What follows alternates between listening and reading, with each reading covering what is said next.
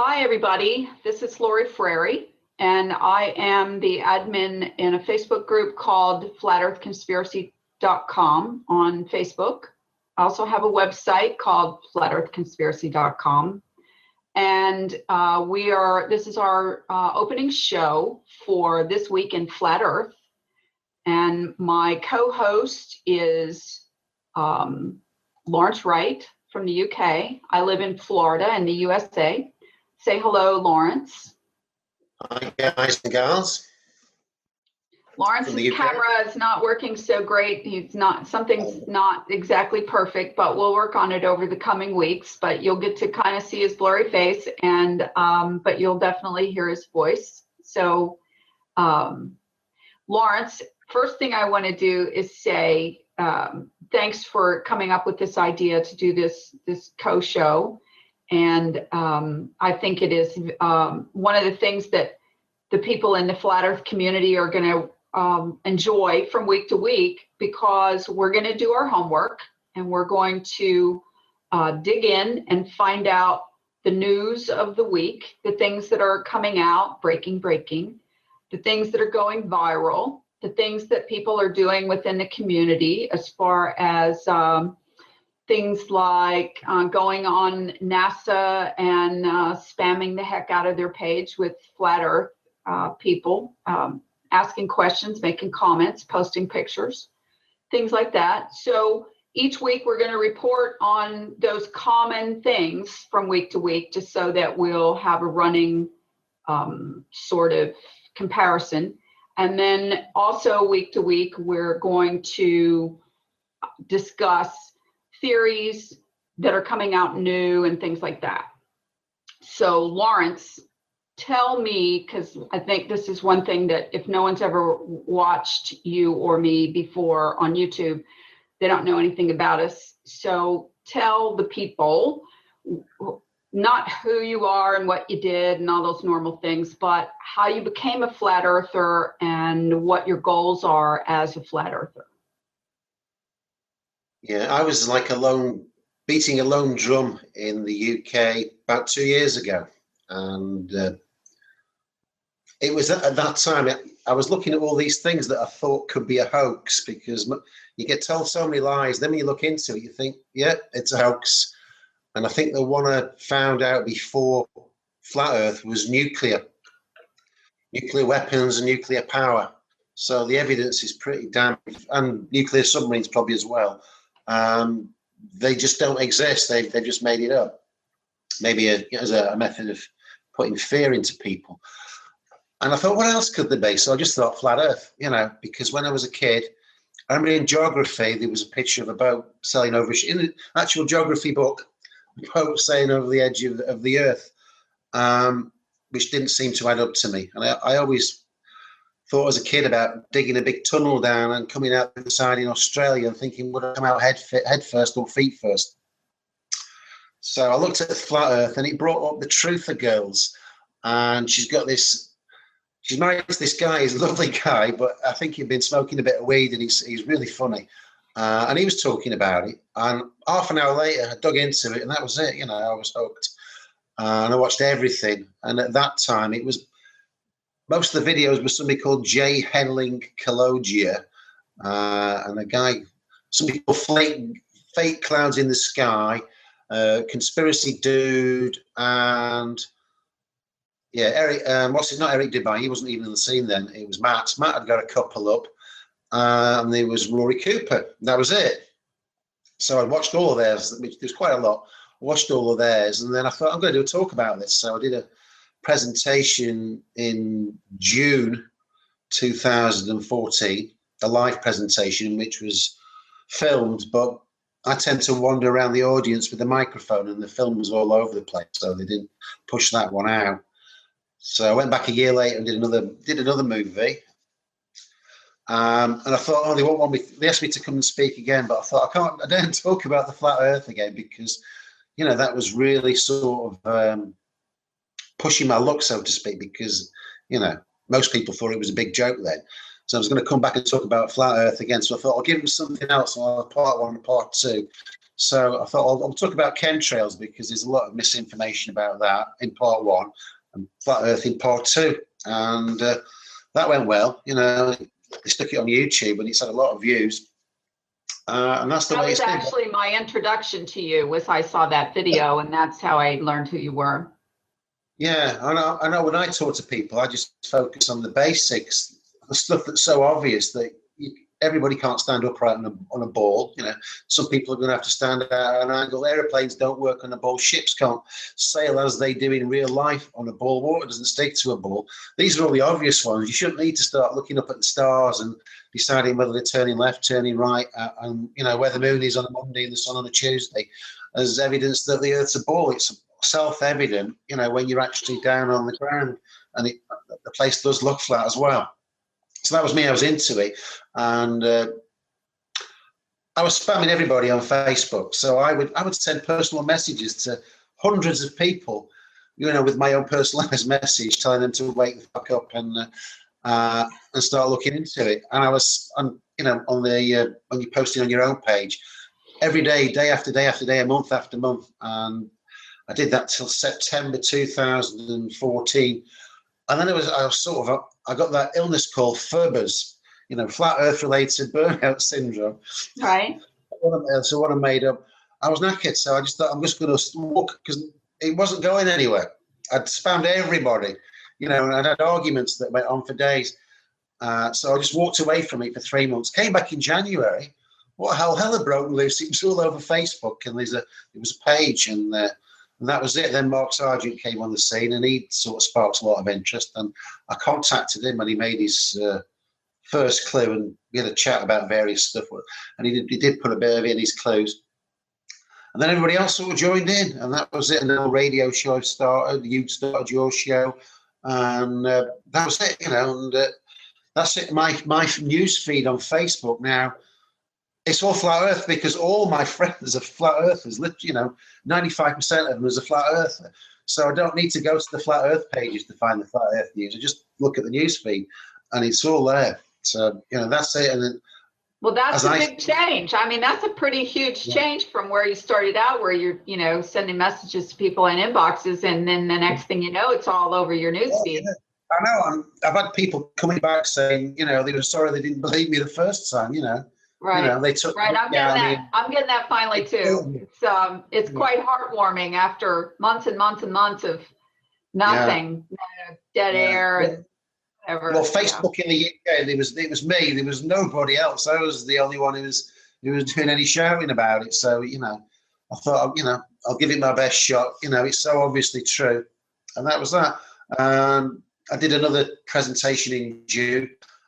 They've asked me to go and do another one, but I haven't fitted a date in that one. I was trying to make it involving the audience, you know, and getting them involved in activities where they can actually work it out. Rather than me tell them, they can deduce for themselves what the truth is. So that's a plan for another one. And I quite fancy going out on the streets and setting up a stall, or going down to the beach and just talking to people with a microphone saying, how do you know the Earth's a ball if you think it's a ball?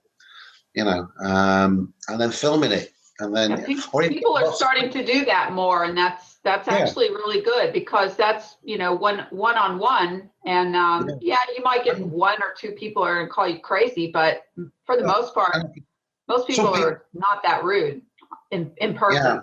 On Facebook, sometimes, quite often. I think James has got something out, hasn't he, where he wants, you know, people to send in 30-second slots of themselves, and he's going to splice them all together, which could be quite good. Yeah. You know. Yeah.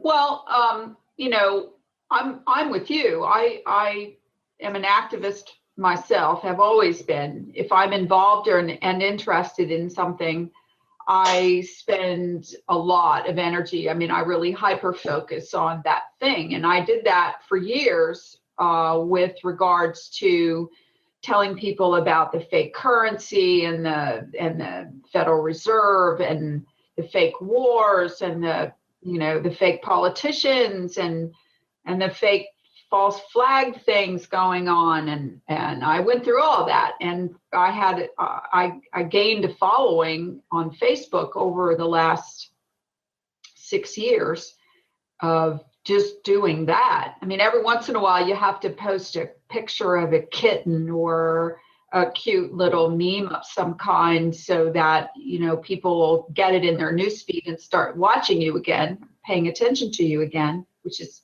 pretty pathetic, but at the whatever it takes, right? So when I came on the scene, I heard about Flat Earth in 2014 several times, and I, like many other people, I have hair that's like bugging the crap out of me, sorry. I, like other people who first get introduced to Flat Earth, I'm thinking, you know, I don't have time for that. I mean, there's like big epic crap going on all over the world, and, you know, who's got time to worry about what the shape of the Earth is? And, you know, bombs are being dropped and people are starving to death, and you know, on and on and on. The banksters are getting away with murder. And so finally in February, I thought, all right, I've got to see what the hoopla is about, because like you said, one of the big first waves happened in January, and I started seeing it from some of my conspiracy theory friends. And I looked into it, and I'm about as far from a science mind person as you can get. I'm actually an artist and a creative person. I'm probably 90% right-brained. So when I first started looking into it and I started hearing spherical trigonometry and Pythagorean theorems and all that stuff, it just sort of, you know, looked like chicken scratching to me, and I wasn't into it. I couldn't get into it. But what I did recognize very quickly is all your senses tell you that the Earth is flat, that you're not spinning, that you're standing upright on a flat surface, that somehow the sun, moon, and stars are moving around over your head, and not the opposite, this spinning ball flying through space, blah, blah. I also quickly got involved in trying to figure out how this boat going over the horizon thing was being used to fool us, and that was this fake curvature. And so I started really trying to delve into you know, the Bedford level experiment, and trying to figure out, you know, how yeah, it does disappear. I mean, yeah, that happens, but that's not what's happening. It's not going over curvature. It's some phenomenon that's happening.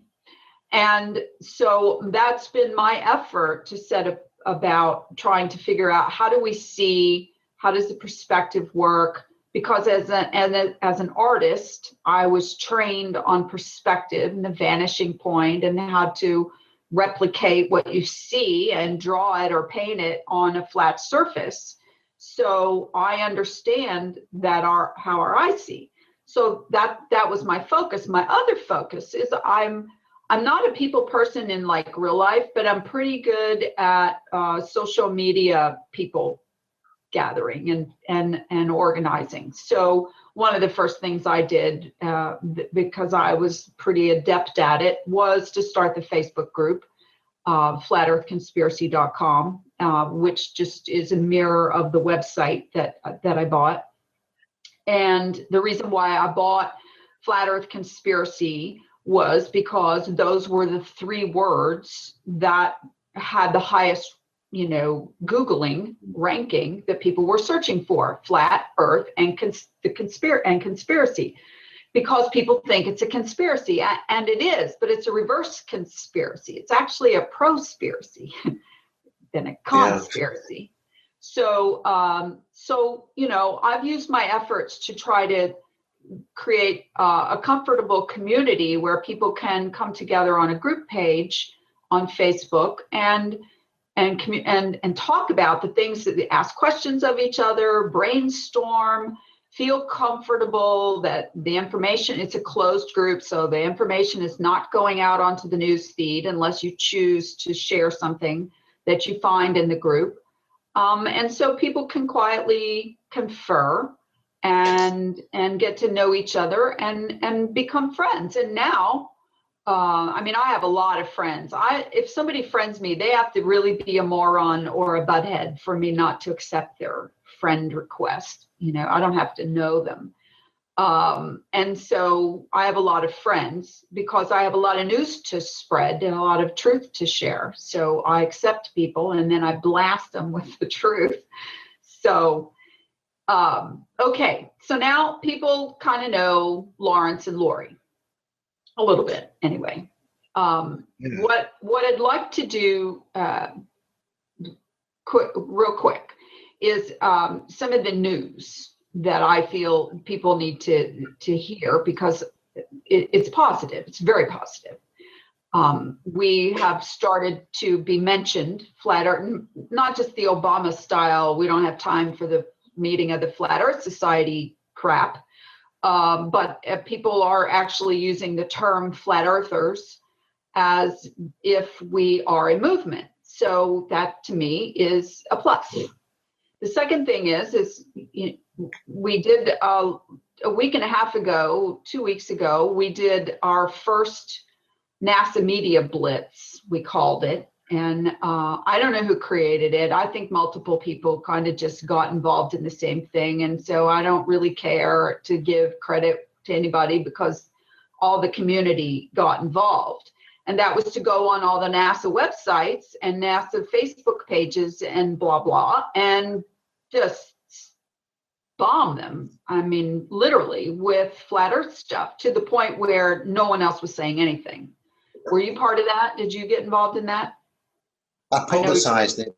Okay. I'm doing it anyway, you know. I got. Okay, so that to me is I usually post on them anyway, you know.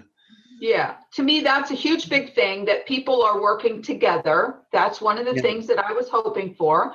You know, we're all a bunch of independent people, free thinking people, critical thinkers, all that. So it's like herding cats. You know, you try to get people to do something, but they saw that this was a good thing and they all, you know, coordinated their efforts and did it and liked each other's comments and so on. It was awesome. And then some people have started doing some activism things, which I think are really creative. And I encourage as much or more of that. And when you do it, share it. And that is, for example, someone took a picture, they went to the hardware store and, you know, where they have all the letters and numbers that you can buy to put on your address on your house or make a sign. And they rearranged the letters to spell Flat Earth in the display and took a picture of it and walked away. And you know, maybe people will notice it, maybe they won't, but I encourage that kind of stuff. Sorry for the little people at the work at the store that have to go and rearrange the letters back, but that's how it goes. And so, you know, in America, we put up Christmas lights. So I'm not a Christmas light person, but I'm going to take advantage of the opportunity with the Christmas lights to make a sign that says Free Our Flat Earth in Christmas lights and put it in my front yard. And you know, when people drive down the street, there's that crazy lady, but that's okay because they'll see Flat Earth. And the more repetition there is, that's how they got us in this mess, was with repetition. So things like that I'm very excited about because that is nonviolent, you know, non-invasive activism, the kind that we should be doing. And it's not hurting anybody. And you don't have to get out and carry a sign and get in some Occupy movement because these are the kinds of things that you can do. Make a bumper sticker or write Flat Earth on your windshield. You know, anything and everything you can think of to make people see the words Flat Earth so that they will roll their eyes around and go, what the heck is going on, right? So, you know, one of the other things that I want people to do is when you get one of those wonderful messages in your inbox from someone who's been a friend of yours for a long time, who's been reading your posts quietly and not commenting about, you know, your posts about Flat Earth and about proofs and things like that. When you get one of those amazing messages, I'm going to read one of mine because, this is really a big deal to me, to finally, after months and months and months of having somebody, now I have to find it on my thing here. But anyway, after months and months and months of people, not saying anything, or people telling you you're crazy,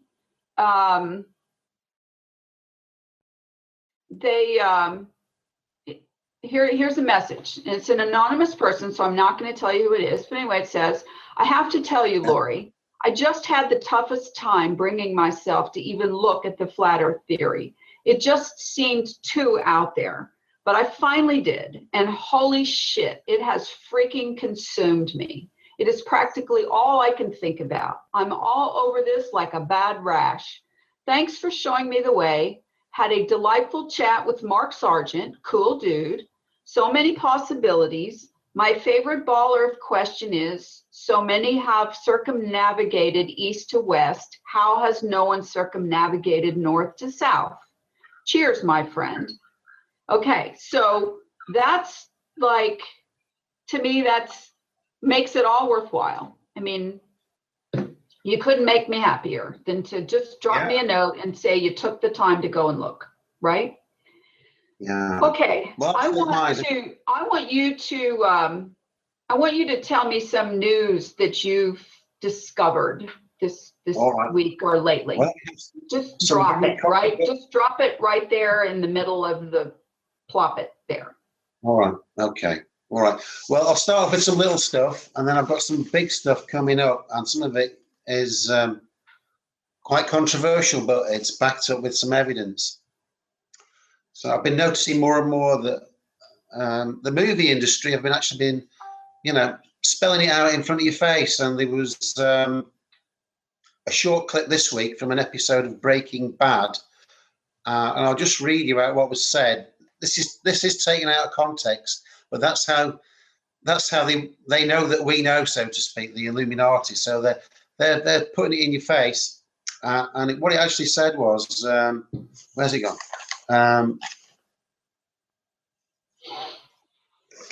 Here we go. Yeah.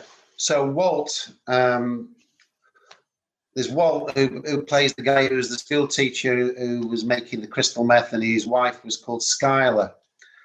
And Skylar was asking about these 2 mobile phones that he got. And Walt said, I was medicated. I could have said the earth was flat. And then Skylar says, I think you accidentally told the truth. So, and that's in Breaking Bad, which is probably the biggest box office soap opera type thing that it's in the UK as well. I mean, it's mega big.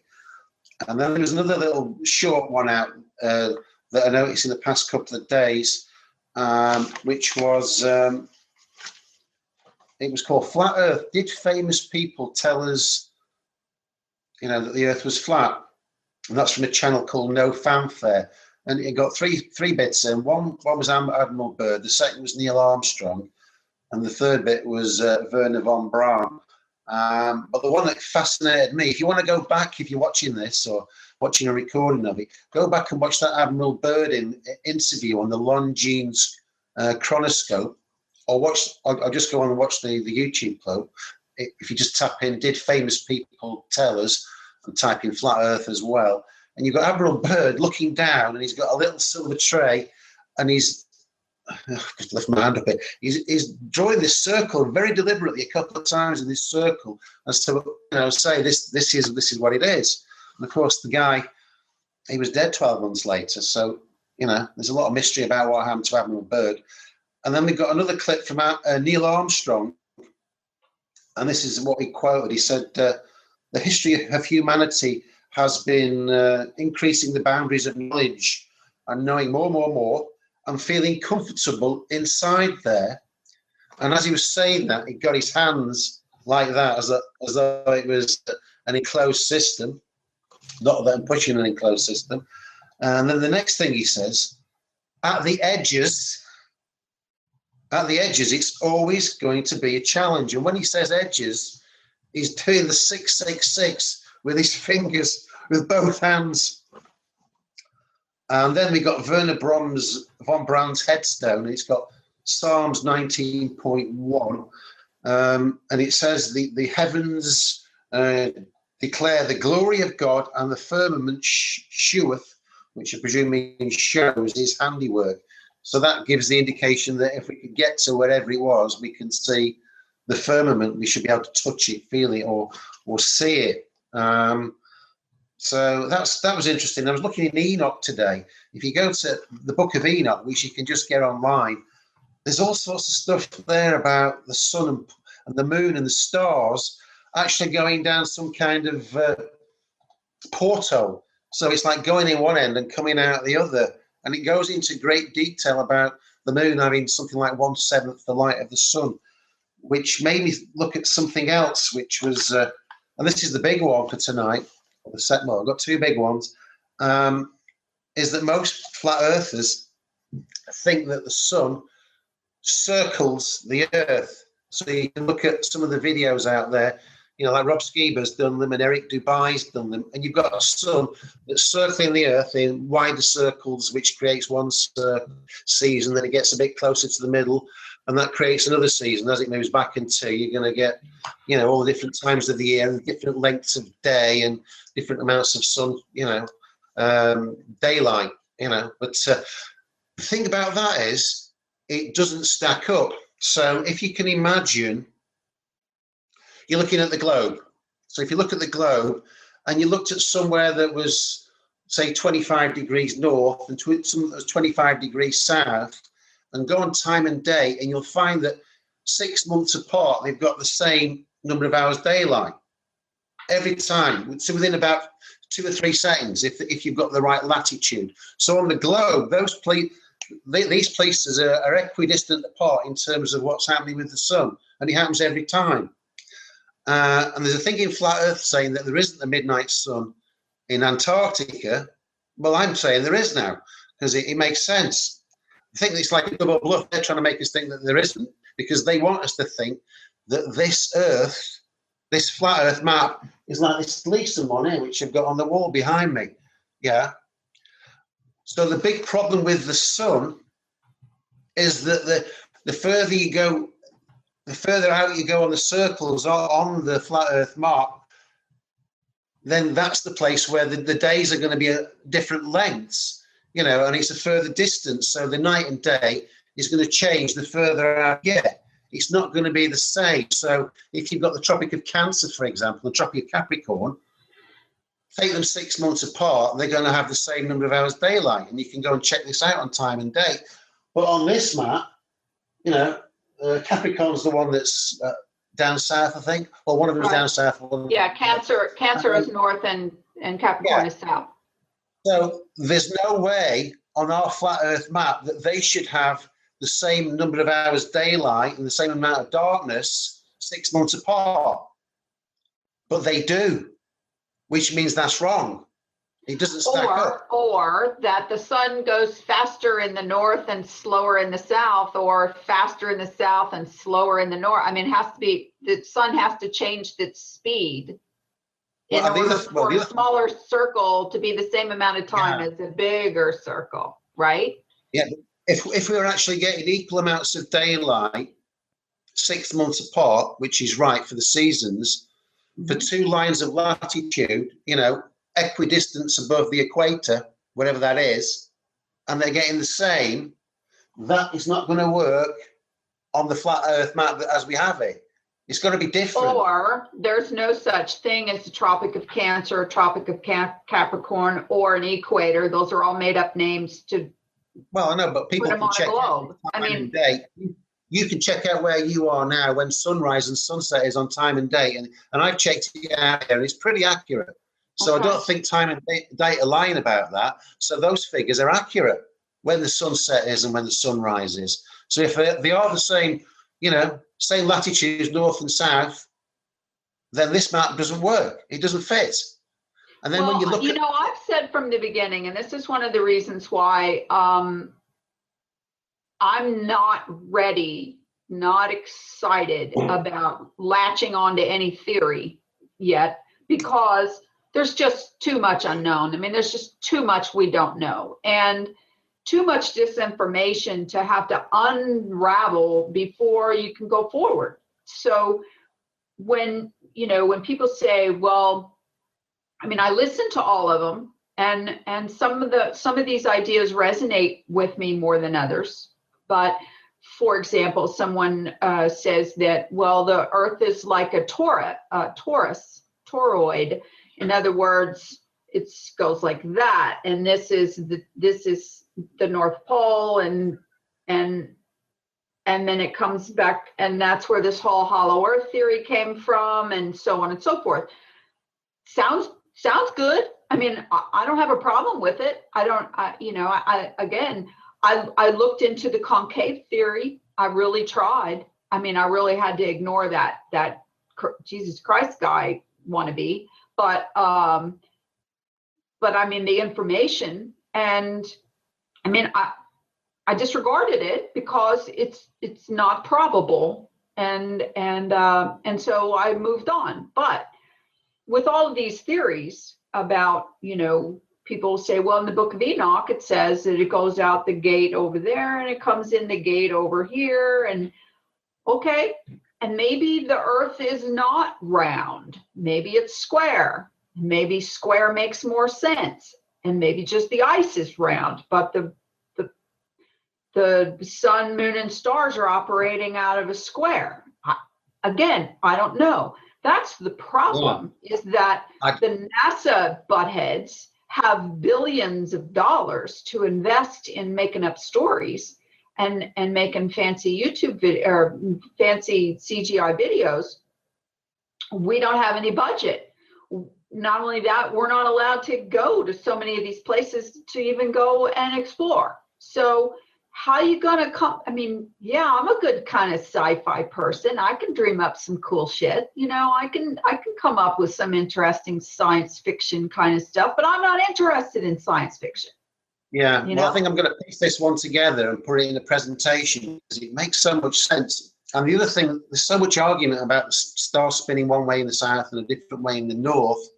Right. And looking at, I don't have a problem with that one either, because if you, I did it. I literally am a visual learner. So I made a round circle, a big round circle of paper, and I made a smiley face on it, 2 eyes and a big smiley face. Okay. And I literally taped it to the ceiling of the largest room that I have. And I went over to the eastern wall of the room, and I turned around and I looked up at the ceiling at the smiley face, and it looked like a smiley face. There was the eyes and there was the mouth. And then I walked to the opposite side of the room, and I turned around with my back to the wall, and I looked back at the smiley face, and it was upside down. Yeah, that is a point. It was like this. It was like this. It was like, here was the smile and here was the eyes. Okay. And that's what they see of the moon in the southern hemiplane. The one that makes most sense. What we see in the north, I always call that, whatever that thing is, it looks like the moon's belly button. Moon's belly button is at 5 o'clock on my moon, where I see it. And then I get pictures of people from South Africa, and the belly button on their moon is at 1 o'clock. So it's 180 degrees opposite, right? Same moon, same face, just flipped. It's not hard. Just a different point of observation, yeah. That's true. Yeah. But we know that light bends anyway. You've seen these experiments where they've got some water and it comes out in a pipe, and the light just bends, it follows the water. And if you go to the equator, the star trails move in a straight line. Right. And they go one way in the north, another way in the south. Right. But if the light is bending these star trails, and they're actually straight, they could be straight, and the light's bending them, and let's say they're going down some portholes down one end and coming out the other, that would give you the visually, it would give you these circles that are coming out. And all that stuff in Enoch. Same thing if you put a toroid over this whole concept, okay? Yeah. Same thing. The ones in the middle would be straight, and the ones on the outside would be curved, going opposite directions. So I don't, Well, the other bit of evidence that's going to back up that the Earth is not, as we've been told by the flat Earth community, is that at the equator, between the tropics of Cancer and Capricorn and the equator, which is in the middle, at certain times of the year, depending where the sun is, the shadows do not move around the sundial. They have to have a special sundial called an equatorial one to actually read the sun using a sundial. And that's because the sun is directly overhead and it doesn't move around the dial, it just moves in a straight line. So in the morning, the shadows are long. At lunchtime, there's no shadow, 12 noon. Then in the afternoon, it extends out. So at every point on the equator, if it's doing that, and you plotted all these places out and it's straight line all the way along these places on the equator, the sun has got to be moving in a straight line. It has to be. Well, I mean, process of elimination, isn't that? And if that's what the evidence says, then that's what the truth is, right? If the sun's circling round, then it doesn't matter where you are on a round Earth. You're always going to get the sun, the shadows moving around the sundial. Doesn't matter if the sun's going in a big curve; it's got to do that. Right. So that's some pretty damning evidence, and I think they're trying to cover. The guy who produced the video on that, he's produced a few. He's called it the Square Flat Earth. He's a guy called Free and Energy, and he's a pretty brilliant guy because say the name again. Free and Energy. On energy. Free and Energy. If you type in Flat Earth Aviation, that's where I first saw him. Okay. Type in Flat Earth Aviation, and you'll get his channel, Free and Energy, and you can watch these Square Flat Earth series and all this stuff. It's all off the top of his own head. I don't know where he's getting the information, but it's good stuff, and it's not stuff that he's just copied from somewhere else. Everything that he puts out is unique, and he's divining this information from somewhere. But I think he's spot on. But they he should be getting a lot more views on his stuff. It's brilliant stuff. I've looked at everything. This guy's is as good as it gets. And well, I mean, it might be over a lot of people's heads. Now you have to understand, okay? We, especially in the United States, we have been completely indoctrinated with our entire belief system our whole lives. Every single thing we know because we learned it in school. And our school programming is now and has for quite some time been created and devised by the Rand Corporation. And everybody knows, well, no, I guess everybody doesn't know. The Rand Corporation was created by the Rockefellers. And Rand literally means R&D, research and development. Okay? So when your entire school system, we walk into the classroom in the first grade, and the first two things we see are a globe on the teacher's desk and the solar system made out of styrofoam balls or something pinned to the ceiling, not flying around, but in their order of where they are. That's what I remember. And from that day on, the indoctrination, it's pass fail. I mean, you get an A, B, C, D, or F in school. It's a little different now, but when I was growing up, if you didn't repeat back and answer the questions exactly the way they said, then or what they taught you, then you failed. Okay, nobody wants to fail. So you, by rote method, repeat back like a little parrot. And if you ask questions, you get in trouble. They used to give me a U on my report card. There was a U over here, or an N. U was unsatisfactory, and N was needs improvement. Because I asked questions. Because I said, something about that just don't seem right. Can you explain it better or whatever? And then they just say, well, read your book. It's the same crap in the book that you just told me. But I don't believe you. It was my quiet way of saying, I think you're lying. I don't believe you. It doesn't make sense to me. And maybe I was one of those early star children or something. I don't know, but but I still feel that way. When I come up against something, that's why the flat earth made sense to me. because I always felt that it was flat, and I never bought into the round spinning ball. I never felt it. And I'm very intuitive. I'm very, strong feelings. I was sitting there as a child. I'm old. I was sitting there as a child watching the moon landing. I didn't believe it then. And, that was like big time stuff on TV, was watching that people jump off the giant step, leap, blah, blah for mankind. And I'm going, huh? I was young, but at the same time, we'd been prompted about it for weeks and weeks in school. And so that's what happens when you have all these theories that people who are still unindoctrinating, unlearning the crap, okay? And then at the same time, in high speed, trying to wrap their minds around some of these theories that sound like Star Trek. They sound like we're stupid, is what they sound like, a lot of them, because the ones that we already learned sound completely plausible because we've heard them for, our whole lives. And they keep reiterating them over and over. Now we're going to Mars. Well, of course, it's a natural progression. If you went to the moon and you went to, farther in space, then of course you're going to go to Mars. But we know that they didn't. And just today, it dawned on me. I was looking at a video about weather balloons in Antarctica. And they said, these weather balloons go 150,000 feet, right? Yeah. 150,000 feet. And they, send images back. And I thought, well, crap, that to me is a perfect image to send back and say we got it from a satellite. Why not? How would I be able to argue, right?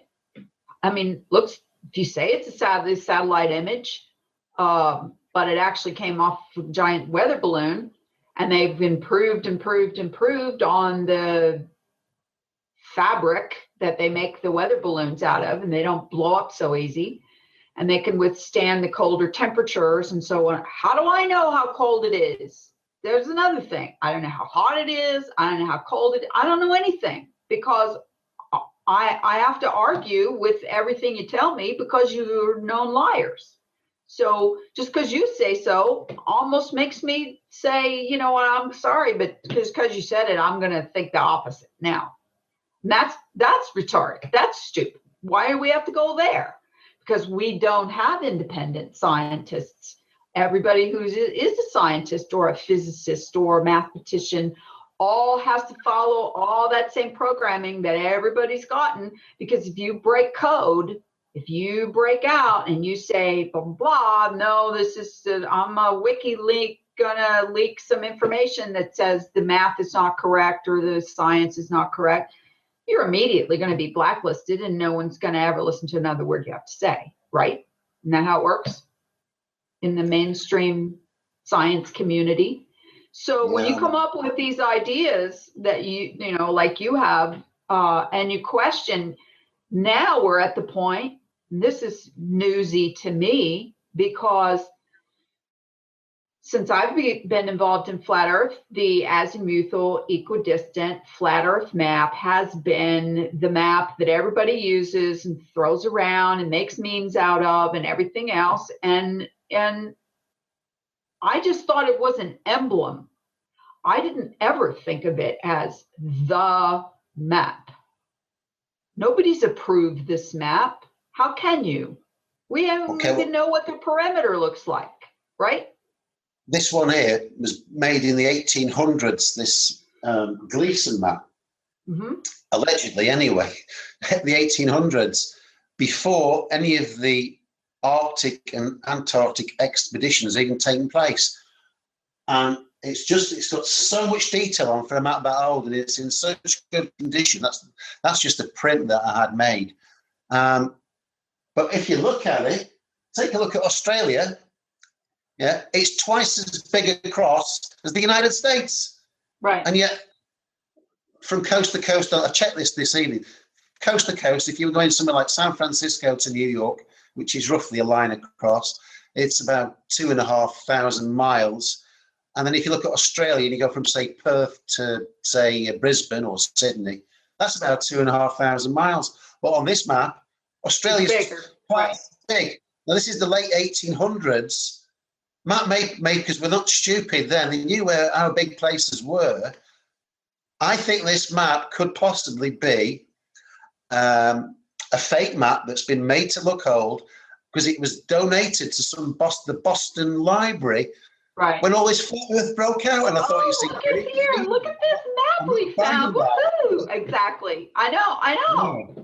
I'm not buying it. Here's how I know. That, like, what you're just saying does not sound like some crazy conspiracy theorist, because if I can think it up, I don't have a criminal mind. I don't have a devious mind, but I am a good thinker. If I can think it up, if I wanted to fool a whole bunch of people and make people think that this map's really old, how would I do it? It's no different than trying to fake a Rembrandt or a Picasso or anything else. You're going to do it in the style of the day. You're going to slip it in, like, oh, look at it. Oh, look what I found, amazing. Yeah. And a way of checking it out. You're gonna drive your car over it, or you're gonna roll it up and unroll it 15 times, and spill some coffee on it, like, oops, put a couple library stamps on it, and sure, there you go. Look at that. It's an old map. Yeah. I'm sorry. That's how gullible we've been, though, our whole lives. Period. If you got an old encyclopedia that had details of world maps, so let's say you could find an encyclopedia from 1950, this should be recorded in it. If it's not, then that's more evidence that it's not genuine. Well, why do you think they've been digitalizing everything? Why do you think they've been taking all of the old stuff and it's all breaking down, all these old films, all these old movies, all these old books? We need to put them on digital format, make mp3, mp4, and it's to preserve them for forever. And then we're going to throw this old piece of crap paper thing away, or this VCR movie or Betamax or whatever it is. And it's gone. Okay. That's why all these people suddenly a few months ago started talking about the Mandela effect, right? Did you do any research on that? The Mandela effect? Can I just tell you something else about this map? Because I was looking at it today, and there was this book associated. I can't remember the title of the book, but there was a book associated with it. And I saw this picture of a book. So I thought, I bet you Paul Michael Bales, because he collects all these antique flat earth books. I asked him if he got a copy of this book, and he showed me a picture of this book, which is supposedly about 130, 140 years old, and it looked brand new. And I thought, that book's not from 1890. It's been made in the old style, but it was like new. It was like new. It was like somebody had just put it together out of nowhere. So that needs some digging anyway. If anybody wants to start looking into that Gleason map and find out, if they can find any reference to it in an old book, that would prove its authenticity. Right. Just going back to, my point that I don't think the sun is actually circling the earth. I think it's going directly across in a series of straight lines. When it gets to one end, I don't know the technology that they use. It's going into a portal and immediately coming out the other. Now, the implications of that, if you were to fly a plane from one side, from east to west, the plane would come out the other in some kind of time loop, space loop.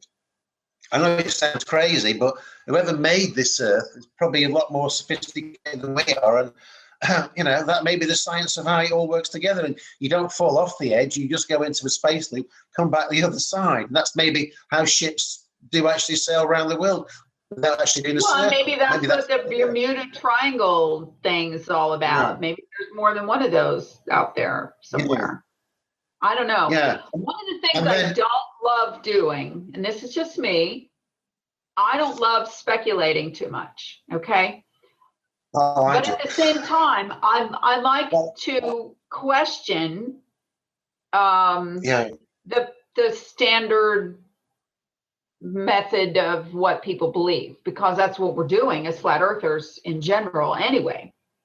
As a well, matter you're of fact, speculating. one The of the flat things Earth. that happened to me this week was one of the people in my group kind of got all up in my face and said that we should be calling ourselves globe debunkers and not flat earthers, because that should be the focus of what it is we're trying to do, is debunking the globe. And that the term flat earth has already got such a stigma, a negative stigma associated with it, that we're already trying to climb out of a hole to call ourselves flat earthers. And you know, in a sense that makes sense, but of course I want to keep a focus on debunking the globe, and that's what we're all doing. It really isn't very hard. It's just you have to get people to look at the information that you're showing them, because there are tons of proofs that the Earth is not a spinning globe. And geocentrists have been geocentrists forever. I mean, all the way back to the beginning of time. So have flat earthers, but they didn't know, they didn't have a name, because you don't name something that's evident, really, you know, unless, for example, this is a pencil, okay? This is called a pencil so that we can communicate this without showing it, okay? Once you learn this is a pencil, then you take the pencil away, you say the word pencil, and a picture of a pencil comes in your head, okay? You didn't have a need to say flat earth before Columbus went sailing off and made a big deal about circumnavigating the earth, because he didn't. All he did was go across the Pacific. He didn't circumnavigate the earth, okay? So when you come up with a term for flat earth, you got to call yourself something, okay? And flat earth has been around for as long as, it's way before me, and there were flat earthers way before us. And so yes, I am both a globe debunker and a flat earther. And I'm proud to be a flat earther, because it's probably the most free I have felt since I was a little kid. Knowing that I don't live on a spinning ball, knowing that, that brings things into focus, that brings things in a little bit, not into some enclosed world, because I'm not about that. I literally think the enclosed world concept, the dome Truman Show concept, was devised by them to capture us back into a prison planet, planet Planate, Planate, and that if you can't get off the spinning ball, well, you can't get out of the enclosed world either. Ha ha ha. There you go. The Illuminati win again. So I can't buy into that. If it's true, I'll deal with it. If somebody goes and runs into an ice wall or a glass wall or an obsidian wall or whatever it is, I don't know, then that's what we got. But you're going to have to go 360 degrees around it. You're going to have to go like this all the way down that wall to prove to me that it goes all the way around. Even yet, I mean, just say finding one spot of it that's 10 miles long, then saying, oh, there it is. It goes all the way around. I think there's an ice wall in the north and there's one in the south. When you get to the end of, if you went from east to west along the ice wall, you come back out on the east, and the same on the bottom. I think that there is ice walls at the top and the bottom, but it doesn't go around the earth. Just wait there a second. I'm just going to grab a torch because I want to show you something. I won't be a sec. Okay. So while he's gone, I want to once again invite you to either subscribe to this channel, subscribe to Lawrence's channel. It's literally Lawrence Wright channel. And he also has, what is it? Oh, he also has another Facebook group called The Flat Earth. And isn't that right, Lawrence? It's just called The Flat Earth? It's not mine. What the Flat Earth was. The Flat Earth was set when I banged the drum for 6 months non-stop about the Flat Earth. I took 3 months out. And when I came back, the guys who didn't believe it, he'd set one up. He changed his mind. In fact, I've had people who unfriended me over the Flat Earth, and they put, they become Flat Earthers and put friend requests in and said they're sorry. So it just shows cool. you. See, that's good. I like that. I'm okay with that. It takes a while to set in. So I've got a torch here. Okay. What you guys call a torch, there's a little language difference. A flashlight, whatever you call a flashlight. Okay. Oh, well, in England, you've just bastardized our language. That's all. I know. We know. We even talk funny. But so do you. I don't know. Well, the thing is, actually, just so you know, my family came here from Norwich. So back in the early 1600s. It's Norwich. Yeah. It's Norwich, Shrewsbury, not Shrewsbury, and it's Norwich, not Norwich. Well, in America, it's Norwich. Seriously, in America, you've got it really bad, haven't you? Because you've got 3/4 of your population.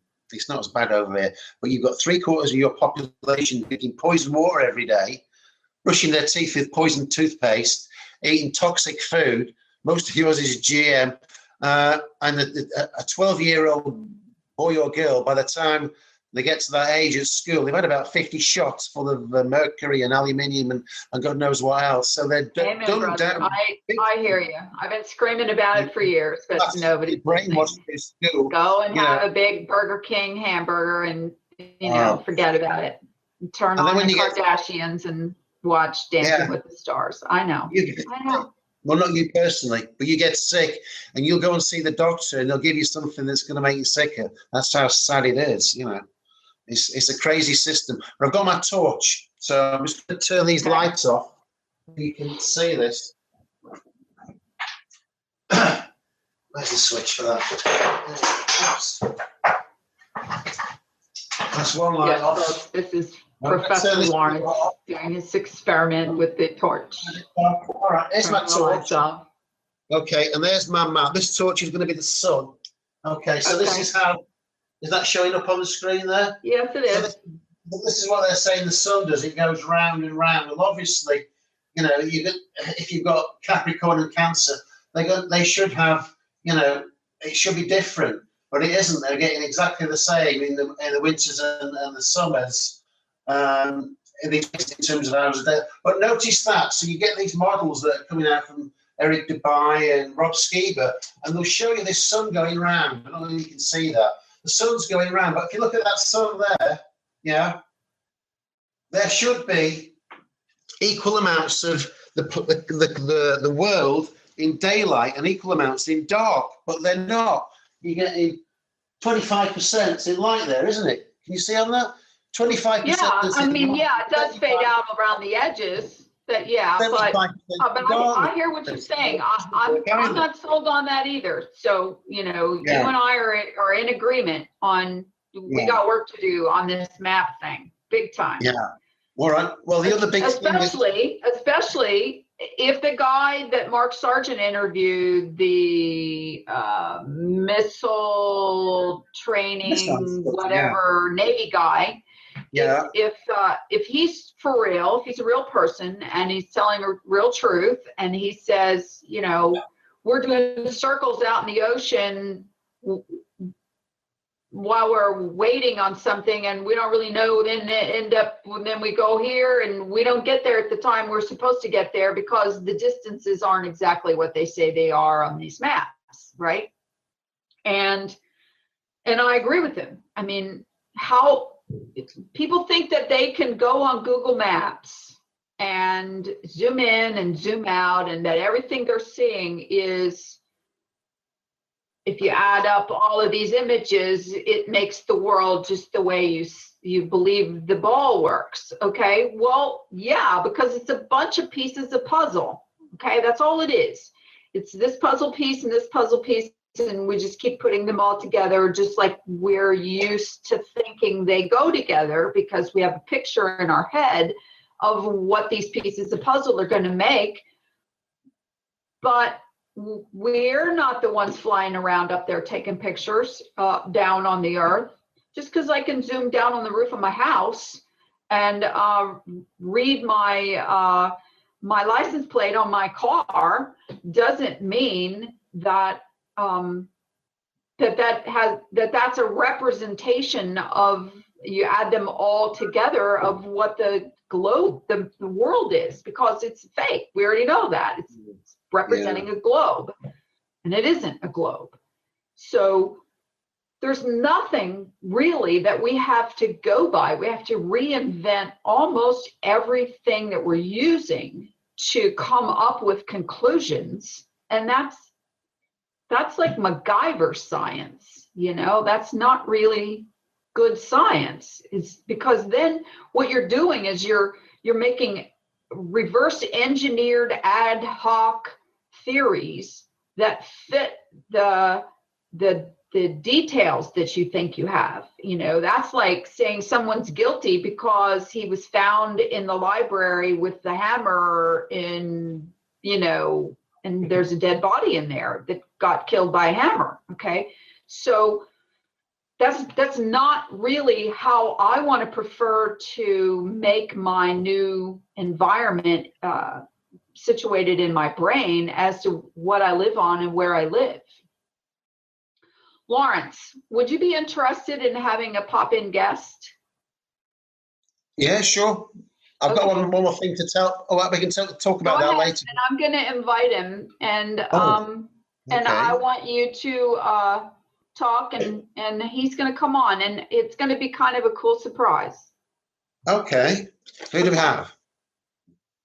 All right. Well, what else was it you were going to talk about? I was just going to talk about Operation Telescope, which I've spent a week doing.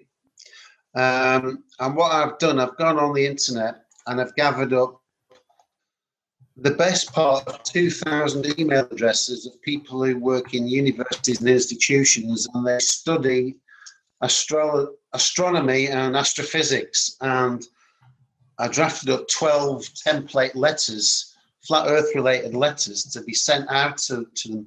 And see what comes back, because, you know, I'm interested to know how these people think and why they think what they're seeing is real. So, you know, they're going to be talking about it anyway, because you're going to get a whole department, not just done a few at random. It's everybody in the university who studies that subject is getting an email, and they may well be getting some more because they've still got this database. And I've put one of the replies up already on this new Facebook page I've got, which it says Flat Earth asking questions to the astronomers or something. That's awesome.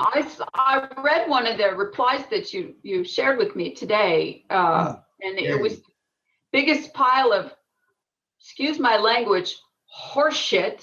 That but it's exactly what I expected their response to be, because they gotta stay with the program, you know, they gotta stay in character, and, you know, they can't possibly break out of the mold. But I wish you would read that response to let me find it right now. Just let me find, give me a second, then I'll find it. Okay, because I mean, it's roll your eyes in the back of your head till you see your brain kind of response. Totally. There we go. This is what it says. Let's put that on full conversation so I can see it. Well, it's the clearest picture we've had of you since you started. Just a minute. You turned out all the lights. There we go. Oh, shall I put them back on? No. Hang on. No, you're fine. Am I okay? All right, let me just read it. Hang on, let's have a look. Yeah, let's both be in the dark. It's kind of like Halloween week. How's that? Okay. I've got some candles. There we go. There we go. Oh, this is the guy's reply. Okay. He says, this was a guy from Princeton University. So that's one of your Ivy Leagues, is it? Ivy Leagues? Yeah. Okay. This guy says, in response to, he was actually sent all 13 questions. I said send one out, but I've got volunteers and they don't follow the instructions properly. But anyway, he'd read them all because he was referring to question 13 in part of his answer. And he says, "Hello, friend. I study the stars and space, whether you think science is real or not, because they are beautiful. And I have found my studies of the stars and space to be fascinating, stimulating, and fulfilling. Even if there was only just one star in the sky, I would continue to study that star because I love what I study. Even if the sky were just the ceiling," that's Mark Sargent there, even if the sky were just a ceiling, I would continue to study that ceiling because I love what I study. Regardless of what any human believes, it is always important to understand our environment. So whether the earth is flat or round, or if space is real or not, it is important for us to understand that the earth and space, and I will continue to do so. I do have answers to many of your questions, but if you are biased against my answers, you will not welcome them, and it will be pointless for me to convince you that I am telling you the truth. I imagine you have similar frustrating conversations with many people where you have not yet received an answer that satisfies you. I suggest two things for you to consider. Firstly, YouTube's, unlike scientific journals, unlike the Bible, unlike logic and reasoning, cannot all be trusted as reliable sources of information. Long-winded answer, this, isn't it? Second, human perception itself is widely fallible, and I suggest that you investigate your own human perceptions and biases, keeping in mind that nothing you believe might be true. I have done this with myself, knowing that nothing I believe might be true. Come on, it's going to be kind of a cool start. Okay. Bit of habit. All right, what else was it you were going to talk about? I was just going to talk about Operation Telescope, which I've spent a week doing. I haven't finished yet. I've gone on the internet and I've gathered up the best part of 2,000 email addresses of people who work in universities and institutions, and they study astronomy and astrophysics. Brian, you need to turn off your audio on your YouTube that you're watching this on. I'm hearing it in your microphone. Do you want me to finish this one off, Laurie? Yes, go ahead. I'm sorry. Go ahead. Because secondly, human perception itself is widely fallible, and I suggest that you investigate your own human perceptions and biases, keeping in mind that nothing you believe might be true. I have done this with myself, knowing that nothing I believe might be true, and all of reality could be a fabrication, and I have found peace with this.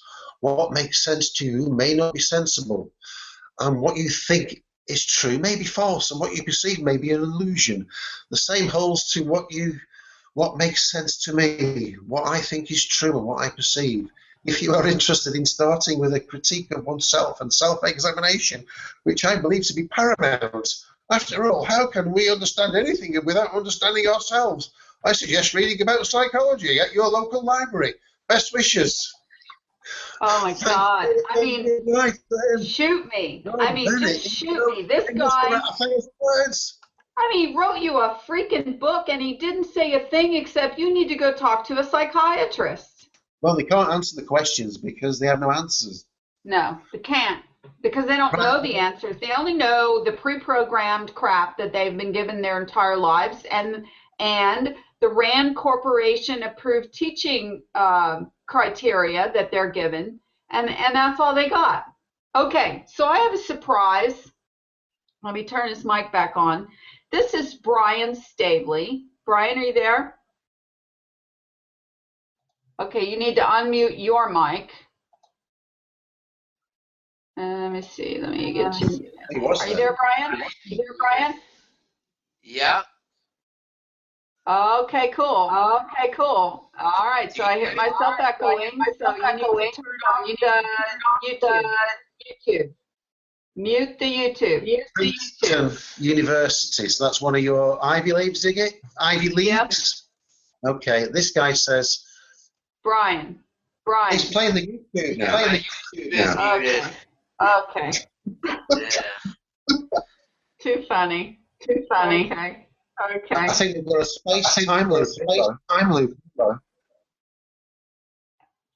right. Let's everybody be quiet and see what we hear.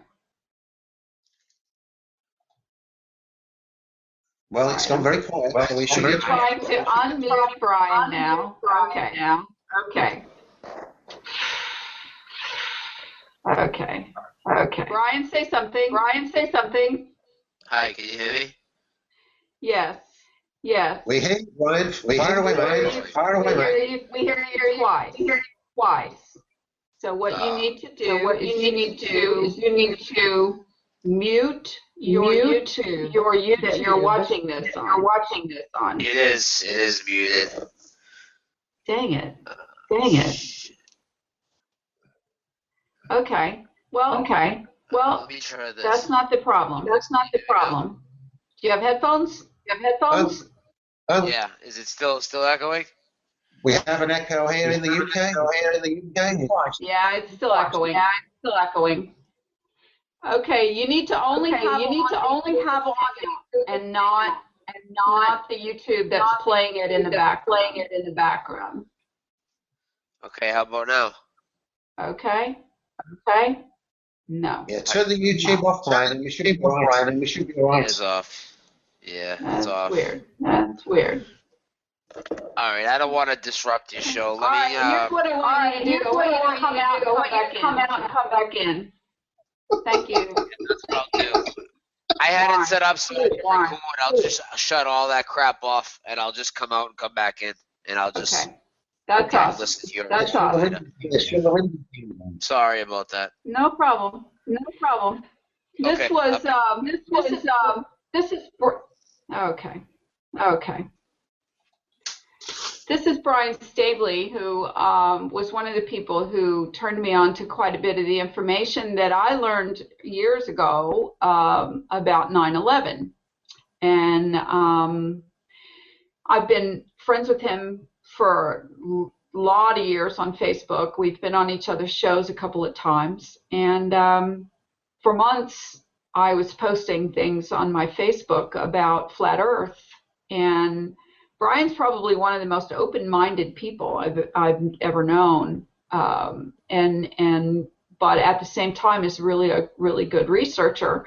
So there was nothing I could do that was going to make him look at the Flat Earth information. I mean, he would kind of give it a cursory glance, but I think he's just like everybody else, and in that part about, I'm not going to come out and talk about Flat Earth until I know everything I need to know about it and have really researched it.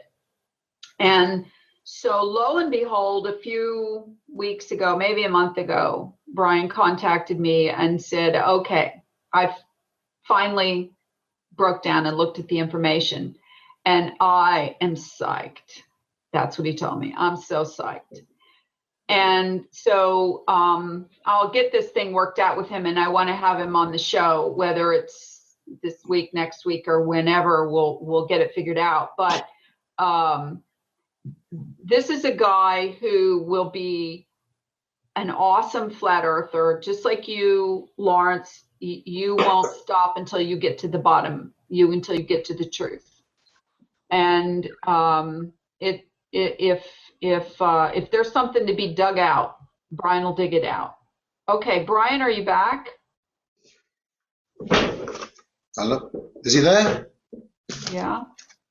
I don't have him muted. He may be muted himself. Yeah, I think there's quite a few glitches. Okay, well, continuing. If you want to try it again, Brian, real quick, and turn your mic on and see if we still have feedback again, you can try it, because I would like to ask you a couple questions. So is Brian a flat earther now, Laurie? Yes, he is gung ho flat Earth, and he joined my group after he started looking into it, and now I know what's going to happen. He's going to have every one of his. See, one of the things that was really kind of important for me to get Brian to look at this information was because when I first came into the flat Earth, one of the biggest groups that was a huge pushback were the 9/11 truthers. And they were the ones who were screaming that this is a conspiracy this is a psyop created by the government to make truthers look crazy and look stupid. And this flat earth crap is going to make 9/11 truth, not get anywhere. And it's like, people. How long has it been already that you've been trying to get a new investigation opened up, and how many organizations and groups and everything else do you have, and you haven't gotten anywhere? I mean, yeah, you've gotten a lot of people to look into it, but and yes, there's a lot more people that believe that it was an inside job, or that at least it wasn't the way that it was, in the 9/11 official report. And so this is one of the reasons why because Brian's very, very well known in the 9/11 truth movement. And one of the things that a lot of us have been hoping for are that, not me, I'm not a celebrity follower culture type person at all. I mean, I could care less if David Icke comes out in favor of flat earth truth, and actually he has come out not in favor of it. But it matters not to me who celebrity wise endorses the flat earth community or the flat earth theory. It only matters to me that people look into it and really try to research it, and once you do, there's no going back, right? I mean, once you go flat, you never go back, right? That's true. I mean, the funny thing about all these 9/11 truthers is, when 9/11 happened, I was researching this stuff like non-stop for years and looking at every conceivable theory that was put forward. And in the end, there was only one that made sense. But let me ask you a question. If everywhere you went, on every street corner, everywhere you went, you were bumping into actors, where would you say you was? You're on a movie set. And 9/11 was a movie.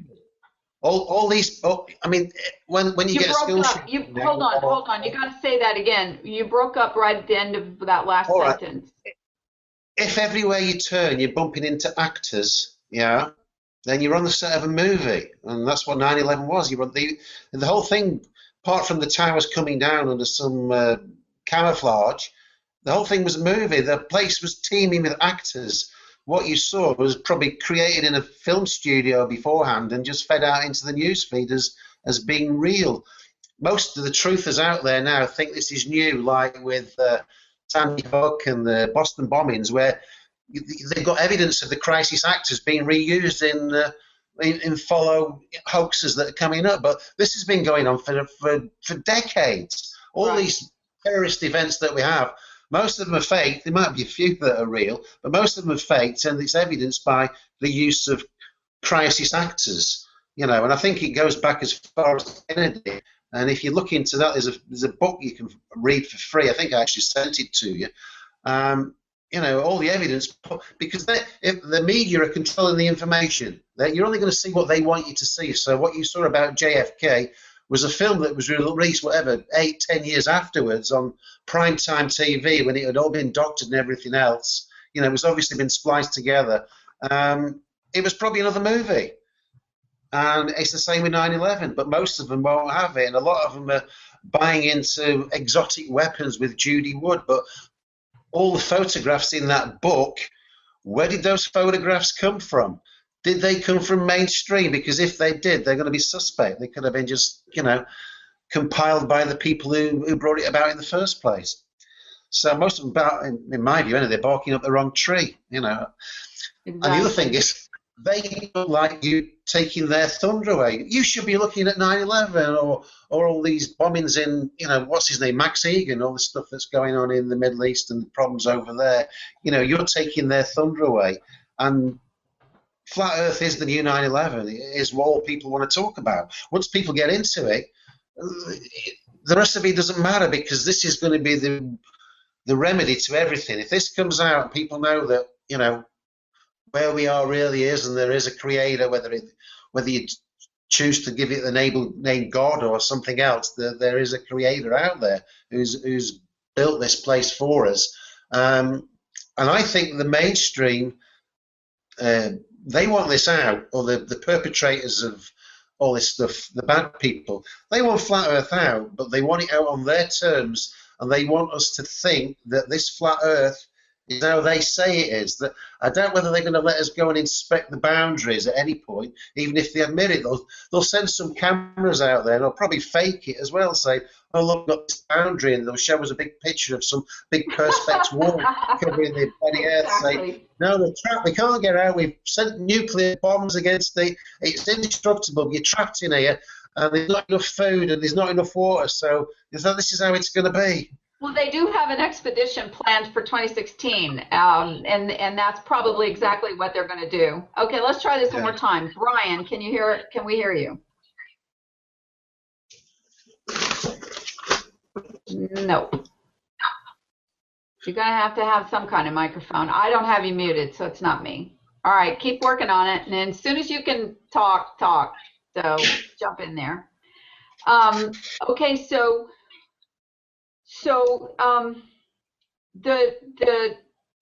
the tie together of things like, and this is one of the things that upsets me so much about when people say, you know, why are you focusing on this all the time? What happened to all your other truth research? What happened to all of the, you know, other things you always talked about, the wars and the money and the economy and the banksters and all that stuff, and now it's just flat Earth everything?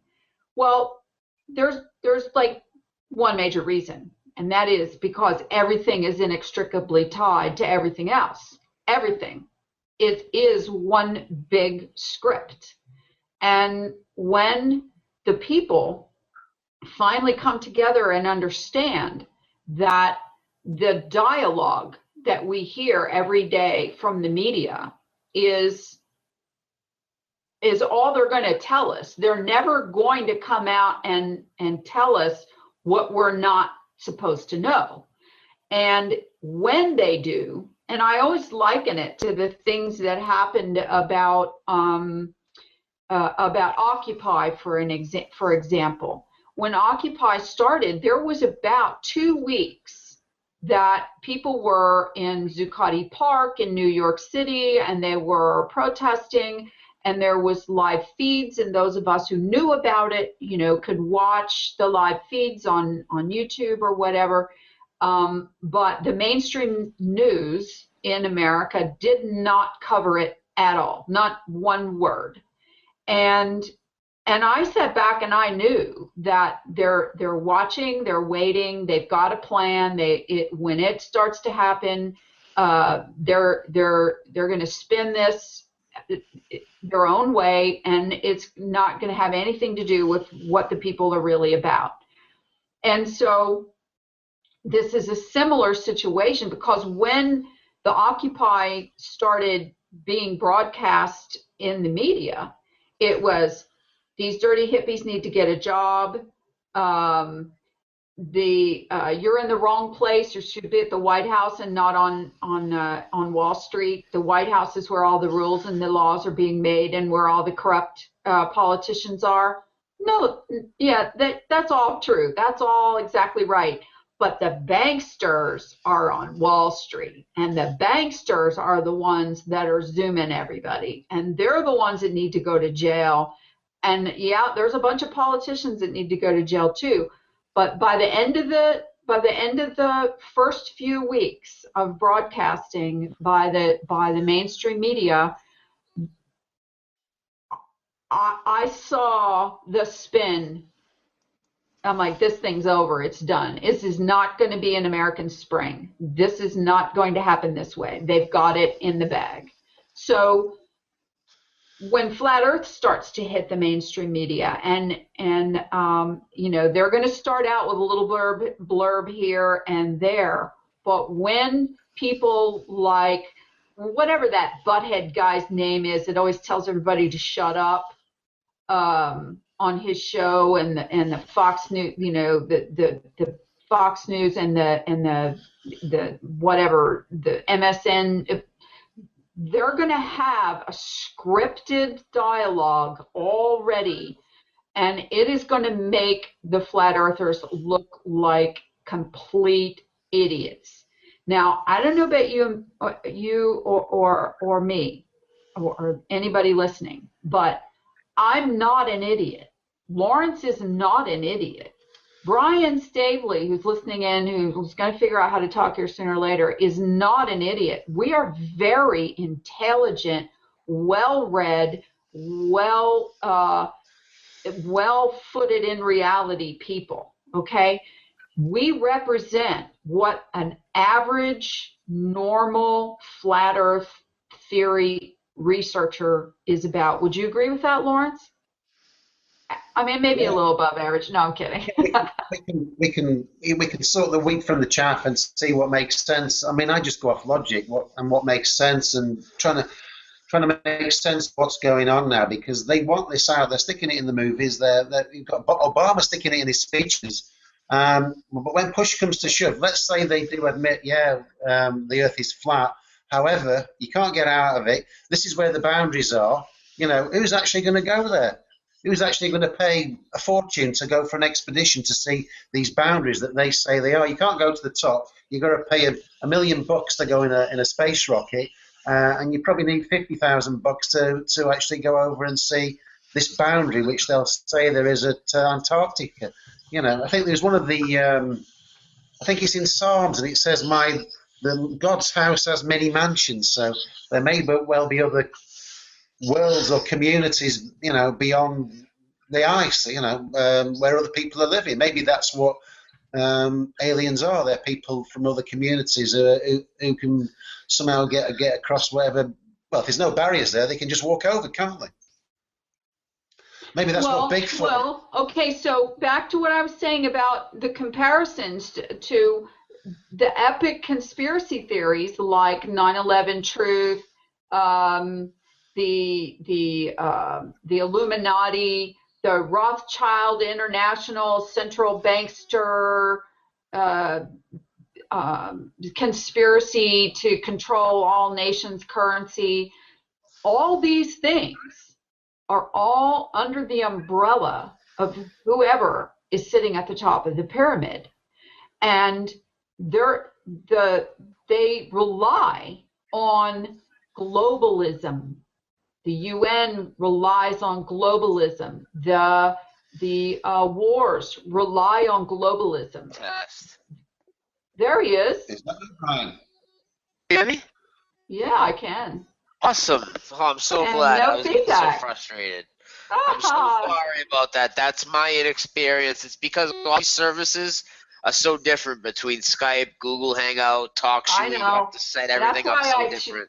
I know. That's why I chose Google Hangout, because it automatically records everything and is immediately downloadable and archived on YouTube right after. If it wasn't such a short notice, I would have been more prepared for you, Lori. I would have made sure that it was working good. So technical difficulties aside, thank you for keeping trying, and thank you so much for becoming a flat earther. Oh, you don't have to thank me. I mean, it's only logical, for Christ's sakes.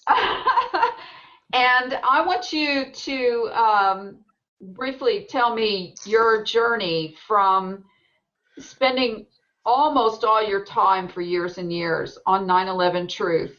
And tell everybody about your website for 9/11 and what your background is there briefly, and then say how you got into flat Earth. Sure. I run a website called therealnewsonline.com. Picked the name because same reason you picked your name. I figured it's something people might actually Google when they're looking for something, conspiracy-wise or whatever online. The real news, So my big thing was 9/11. And, like most people, I started with Loose Change and all those documentaries. And then eventually, after digging around, I got around to media fakery, and I was one of the first people. Not the first. I mean, there was Simon Shack. There were a few other people, but there weren't many people talking media fakery in 2010, 2011 about 9/11. It was pretty much blasphemy. But ever since then, I mean, they've really turned it up on every event. I mean, there's just media fakery everywhere, everywhere, everywhere. And then it seems that everything I've learned growing up, I need to reinvestigate now, you know? Everything. So nothing's off the table. So the earth being flat to me doesn't even sound like absurd here at all. I mean, 19 guys with box cutters blowing up a whole building complex sounds a lot crazier to me than a flat earth. What brought me over to the flat earth, honestly, was just a couple of videos. I stumbled across them. I think I stumbled across the maybe one of Eric Dubé's videos or Mark Sargent's. Somebody put a video montage together called Under the Dome, but it wasn't really by him, but they took his clues and they kind of put them all together. I watched that. It kind of made, I'm like, wow, this guy's, he's got a lot of good points, And I don't know. I started to look at some of the tests that they've done, like the laser test that Jared Nism has done, and some of the interviews he had on. Mark Sargent had on with like the land surveyor, a pilot instructor, a Navy missile guy. All these people that absolutely would have to include curvature for the world, and they don't even account for it at all. I mean, Right. at all. It's just it's totally absurd. Then you've got the whole media in on it, obviously. You could clearly see all these things you shouldn't see, as we all know, like lighthouses from absurd distances. There's no way you should be able to see them over the horizon. Some of them are like 100 miles. Many of them being 40, 50, 60 miles or whatever. The Statue of Liberty, you can see 60 miles away. I don't know, just so much of it doesn't make sense. I remember a while ago you posted a little picture in the Flat Earth group when I first joined it. It summed it up so good. It was a guy on a rowboat or a kayak in the ocean, and it said gravity, strong enough to hold in trillions of gallons of water, but not strong enough to sink this kayak. Exactly. I thought that was beautiful. I mean, that just spoke so many. I mean, that was beautiful. So we're 70. We know that water levels itself out everywhere. It's always flat. But our world's 70% water and it's round, and it just it doesn't make any sense, right? And then you start to look at all these things. I mean, it takes you in so many directions, but it's like you got sunspots on the clouds. Now, how does that happen? Like demonstration to my friend on the table, just to kind of explain it to him. I just put a quarter on the table and a dime on the other side of the table. I said, here's the earth, here's the sun. Pretend this quarter is shooting light off it towards the zero earth. Tell me how we'll just spot on one little second of it, not the rest of it. It doesn't make any sense at all. Oh yeah, exactly. It doesn't make any sense at all. So it seems like your same version, same process of investigation that you did on 9/11. And I truly do invite people to go and look at the extent of the depth of Brian's website on 9/11. Please do. That blog that I wrote is now #1 on Google. If you literally just oh my God, it should be. I mean, everything you ever wanted to know is on there. It'll be the first thing on there. So well, okay, so and that's not the only thing you've done. You've done investigations on all these false flags as well, like Sandy Hook and these other shootings. And because once you get involved in media fakery, which is your forte on 9/11 investigation, is the media fakery.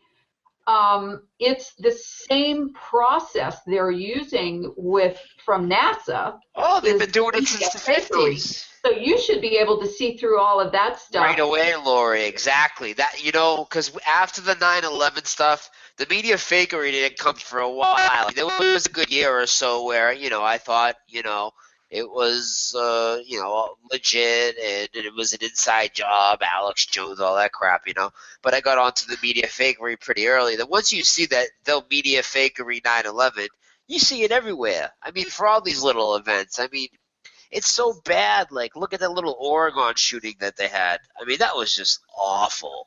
Oh, Awful. well, the media lady and the guy, the cameraman that They just don't even did look at the guy with the on gun, and he's approaching them. And this guy's a cameraman. He's trained Right. to react to So, instances like. so how, okay, so tell me from your experience, how do we use the media fakery to gain traction against the Anti-flat Earth the people. NASA beast? I mean, Yeah, that's what I NASA was is a going to say. beast. We have to go after. I don't know. I think we really have to expose how uncredible, or I don't know if that's the correct word, but not credible. How not credible NASA is. I mean, just all their footage is fake. Everything. And it's demonstrably fake. If you just use common sense on some things, like, because I did radio for a little while around here, so I know how fast, like, audio travels versus video. And just from, like, Boston to my house, 20 miles, the video is going to be, like, 7 seconds behind.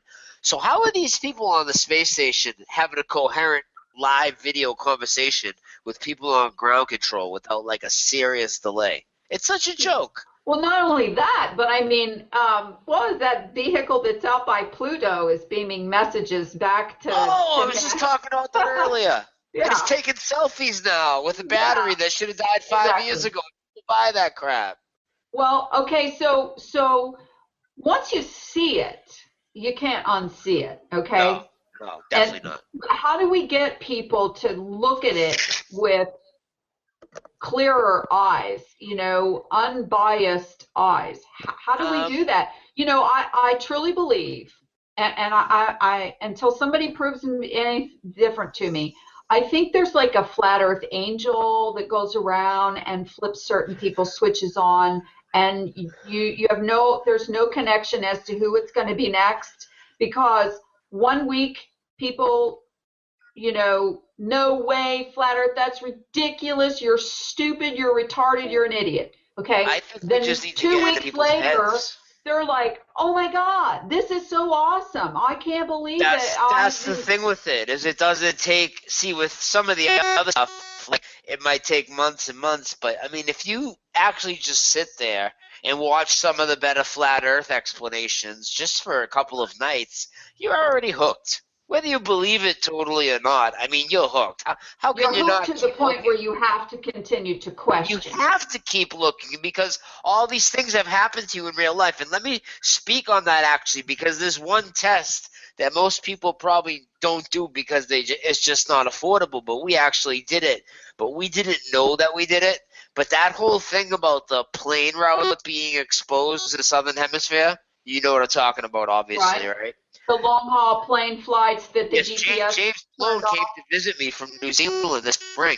Now, we didn't know anything about flat Earth at the time, but he's like, man, my flight's going to take me like almost 30 hours to get to your house. I'm like, 30 hours? Where the hell are you going, James?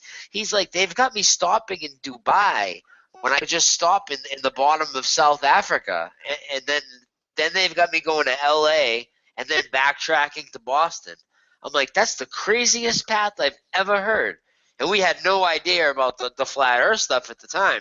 And now when you look at it, it's like a straight line. It's like it makes perfect sense. Right, on the azimuthal equidistant map. Yes, okay. The AE map.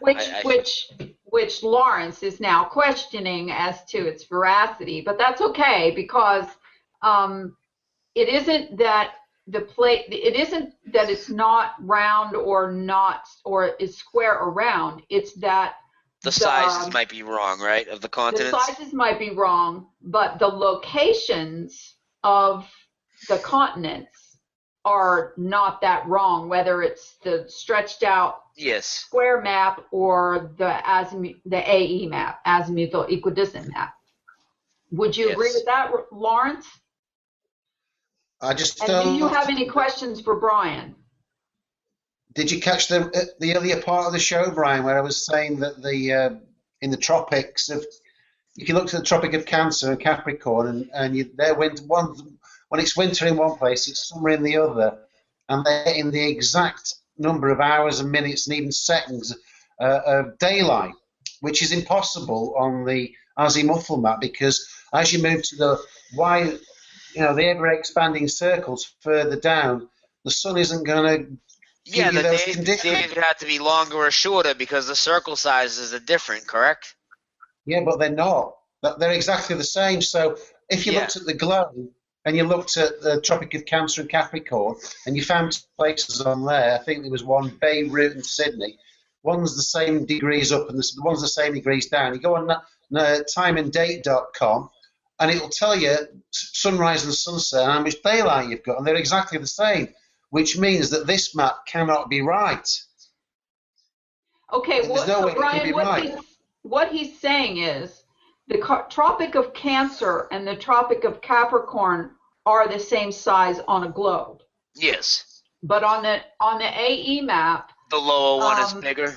The outer circle would be larger than the inner circle or the equator. Yeah. Correct. I wasn't getting you at first, but yeah, I get you now. Okay. I'm saying that those places are in the same place relative to each other on the flat Earth map, whichever one it is, as they are on the globe. And it's not an ever big circle as you're going down. The map's completely wrong. I'm thinking this map here is one that's been carefully forged and put into the flat Earth community. Suspect of the map is the fact that the sunsets are the same and everything on both sides when they shouldn't be. The length of day. The length of day. Yeah. In the spring and that makes sense. Yeah. Yeah. In the spring and the fall. Okay. In the spring for the United States, for the Northern Hemisphere, the sun is supposed to be circling around the Tropic of Cancer. Yes. And then in the winter in the Northern Hemisphere, it's supposed to be circling around the Tropic of Capricorn. Now, it does move north and south. We know that because, I mean, I can look out my window and see, in the spring, the shadow from my house roof down onto my sidewalk is here. And in the fall and winter, it's way out here. So I know the sun's moved south because it's behind my house, So logic and personal observation tells you a lot of things, okay? But if the daytime is the same, then that makes you have to lean to the globe. So whatever's happening, they're using the globe to or they're using the times and movement of the sun to support the globe, okay? And that's why the people who question the science of what NASA and the USGS and any of the other alphabet soup government, NOAA and all the other agencies are telling us that support the globe, well, it's the same thing to me. The circumference of the Earth is just under 25,000 miles. Well, that's based on a 24 and a half hour day, actually, and how the time zones work out and everything else. So, of course, it's going to be 25, roughly, 1,000 miles circumference because it takes 24 hours plus for the sun to get around, right? Yeah. And so those things work out. Well, but then I get red flags when I take the spherical trigonometry of 8 inches per mile squared for the known curvature of this 25,000 mile circumference Earth. And when I do this trigonometry that's based on that number, every time it seems like the amount of curvature is supposed to be 29 feet, 0.6666. And I'm like, God, now how can this always be ending with 666? That tells me somebody's dirty fingers are in these numbers. Kind of like how the Earth on its axis is 23.4, leaving 666. 66.6 degrees left over. Exactly. It screams Illuminati. I'm sorry. Oh yeah, of I've course. got another experiment that you can all do to help verify this one way or the other. Next time you go out into town to your shopping malls or wherever you go over there, go to the camping shop, buy yourself a pocket compass, yeah, and go and take some readings on the sun. Get up early in the morning, take Yeah. a reading where the sun is and where it is in the evening, and do it throughout the year.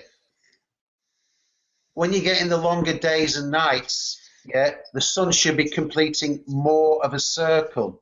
If it's not, then that's more evidence that the sun is actually moving in a straight line. If it's east and west all the time, or it's only completing, in theory, 180 degrees, then the sun cannot be moving in a full circle around the earth, because you've got to see it by over more than 180 degrees. Well, that's why the Book of Enoch people have it figured out, they say, and that is the sun comes in one gate and goes out the other, and that's what Enoch said. Okay. And the other thing, there is another big thing with the sun that not many people, there's only me looking at this at the moment, and that is we've computed the size of the sun, flat earth scientists, and they're saying the sun's 35 miles across. Okay, so it's tiny in comparison to the earth, contrary to what official science says that it is. So if the sun's 35 miles across, I've looked at trying to work out what the surface area of the earth is, and it's probably somewhere between 200 and 300 million square miles. How can something that's 35 miles across, 3,000 miles up, light the entire earth? That's a hot son bitch, isn't it? There's no way the sun can work. I think the sun is a secondary light source, and we're getting light from somewhere else. Because if the sun can be blocked out by a few clouds and it's still broad daylight, then it'd be daylight if the sun wasn't there. So whoever made this earth, they've probably got some very high technology there, way beyond what we can comprehend. They just imagine you've got a dimmer switch on your light in your room where your chandelier gets turned on and off. Let's assume that above the earth there is some other light source other than the sun, and it's just on some kind of automatic timer where this dimmer switch comes on and gives you more light at certain times of the year and more light throughout the day at certain times of the year. Then that would give you your primary light source, and the sun is just the second one. We've been educated to believe that all the light is coming from the sun and the moon. Even the moonlight is supposedly reflected from the sun, which it probably isn't. Yeah.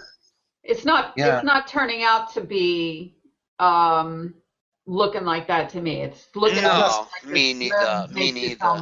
No, right? No. What do you guys think about this Antarctic treaty? I mean, come on. The thing's like 100 years long. I mean, if that doesn't raise a red flag, that was one of the first things for me when I heard about that they went from the 50s all the way to 2041 anybody from going to Antarctica. It's like, okay, so there's no indigenous population. There's no animals to kill down there. It's just the barren iceland, supposedly. But you're going to have this treaty for almost 100 years and force people down with military people if they try and go down there? I mean, well, the fact remains, okay, that there's no question there's something fishy when the Antarctica Treaty was drafted in 1959 and signed in 1961 and has been in constant continuation since then. And yet the part of the purpose of the treaty was to protect the land, to allow scientists to go and study it. Admiral Byrd comes back and says that there's more resources there than there is in all of North America, blah, blah, blah. Yet... before the treaty, though, right? That was like 4 years before? Before the treaty, okay? This was before even the first 55, Earth Day, right? 54, okay? 55. This was before the Greenpeace and Save the Whales and all this kind of stuff. This was back in the day when nobody cared about raping, pillaging, and plundering the planet. Exactly. Okay? There was nobody slowing them down from carving the place up back then like they would be now. Right. Now, add to that that we've continued over all these years to have continuous wars with one another. The entire Cold War happened during this treaty, okay? Yet we can hold hands together and say kumbaya when it comes to the property known as Antarctica. And this treaty also does protect the Arctic Circle as well. And there is no actual land there. It's just some ice, okay? But there's a no-fly zone over the Arctic Circle. Oh, yeah, because it's too cold. No. It's protected militarily. Oh, I know it is, but originally they said it was too cold. But the fact of the matter is that for all of these years that this treaty has not only been in effect, but now has been renewed and signed into 2040, okay, none of us alive today, much, had anything to do, any say whatsoever in this treaty, okay? Yeah. Nobody ever asked me, do you think this is a good idea? Are you for it? Because it's all UN. That's how they play the game. They put a shield around it by putting it under the guise of the UN. The UN who uses a flat Earth map. Yeah. Well, yeah, another bit of irony. Right in your face. They love to put it right in your face. Exactly. You know, the one thing I did want to say before I came on that I had in mind, there was one point I wanted to bring up, because you kind of asked me like about 9/11 and then into this. The one thing that's real similar that I can't stand is the infighting, and I know you had mentioned it. And let's just look at it this way, guys. If there's only 10% of people, let's say 10% of people in the world believe the Earth is flat. If they're going to divide and conquer us up into 10 different camps, what type of chance do we have? So what if we have some different opinions? Let's all share our ideas and stop calling everybody a shill immediately. Like I went on Matthew Boylan, whatever his name is, the NASA Guy channel. Mm-hmm. And he had a video where he just started out going shills. There's shills everywhere. And then it got to the point where he called it his movement, and he was really mad about it. And I'm like, his movement? Aren't there 6 billion of us that live here? How is it his movement? Who is he? It's everybody's movement. Well, all I could do is smile at that one. I got sucked into one of those videos, and with the whole shill thing when I first got involved. And don't get me wrong, there are shills. Oh, absolutely. There are agents. Absolutely, but you can't make that the focus. You can't just start off the show like that and then claim it to be your movement. It's not a good vibe you're sending to people. Right. Well, you know what I mean? Point definitely noted. I saw the same crap. But Eric Dubay does the same thing without actually saying those same words. So, yeah, the egos come out, and that's what right. Well, the upside is the shows will show themselves. They'll show themselves soon enough. The upside is that yes, shills will show themselves soon enough. But the upside is from the time that I got involved 8 months ago to date. We went from basically 3 top dog guys, and they were the end all be all. And you were either in one of these 3 guys' camp. You were either a Mark Sargent, you were an Eric Dubay, or you were a Math Powerland. Okay. Yep. And in the meantime, people have carved some pretty wide paths through the Flat Earth movement. And there are plenty of people now. Like Rob Skiba, Jeranism, you guys, lots of people. Who have gotten not only their own name and their own brand, but we're not reliant anymore on just a few people for information, which is awesome, because I came into this thing screaming, no leaders, no leaders, no leaders.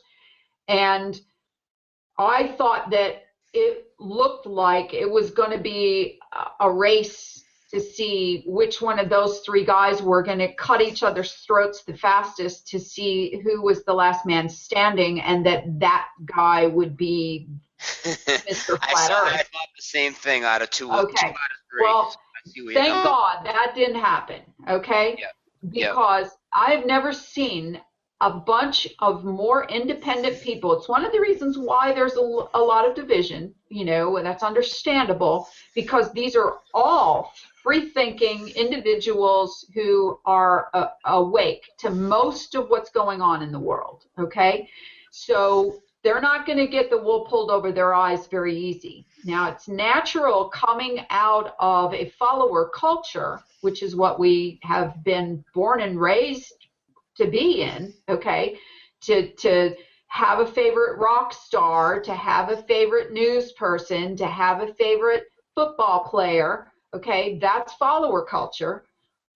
It takes time to break out of that and to be your own leader and to learn to, you know, appreciate your own senses and your own, you know, ability to think and to research and your own responsibility to not fall for that crap again. You know, so-and-so said, and they've sounded, here's the new thing, you know, if you sound really confident in what you're saying, whatever your theory is, the more confident you sound, the more you naturally flow and you don't do a bunch of ums and duh and like I do, let's see, then the more likely people will follow you because of that confidence and that, you know, assertive ego kind of thing. Definitely And true. nothing could be farther from the truth, because Eric Dubay is probably one of the biggest charmers in the flat earth community. And I've heard a lot of disinformation and changing of mind or changing of tone and tune happen in the last 8 months. One time he's about, you know, the moon is a hologram, and the next thing, what was it he said? You said, Lawrence? He blamed a lot of things on Jews too, and I didn't like that either. Yeah, well, No, that was that was also a problem. But disc now, but if the moon's directly over the Earth and it was a disc, you'd be when it's directly over you, you'd see the edge. A translucent disc, right? Okay, so it can't be disc. It's okay to change your mind once you get new information, but the thing is, we don't have any more information today than we had 8 months ago or 2 years ago about the freaking moon, right? It's still, however far away it is up there, you know, yes, people have done experiments and they say the moon must make its own light, and it's a cool light versus a hot light like the sun, because if you go out and take the temperature in the moonlight, the temperature is actually lower in the moonlight than it is in the moon shade or the moon shadow. Okay, it's a good experiment, but it's not conclusive as to where that light's coming from and what's making it, okay? It could be bioluminescence. It could be something behind the moon that's lightening it. It could be the moon is concave, like those T-Rex things you've seen that are concave, and they turn them around and you go, holy crap, that looks like that's 3D forward. And then you turn it sideways and it's like it's concave inside and the whole picture is printed inside there. Yeah. And so, like, hey, the moon could be that. Who knows? There's no new information. It's only new theories. It's only new made-up stuff. And it's like, okay, guy, you had us going on recite to other people for months, just changing your mind. You don't have a reason.